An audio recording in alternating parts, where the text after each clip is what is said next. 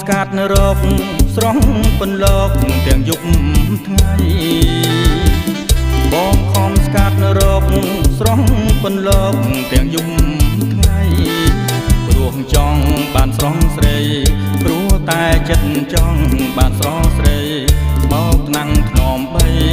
បនឡាយអូនណាយអូនពើអូនកុំដែលយូរម្នាក់ឯង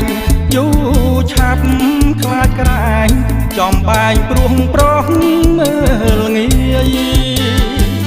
ប្រហែលអូនហើយកែវអាយគ្រូ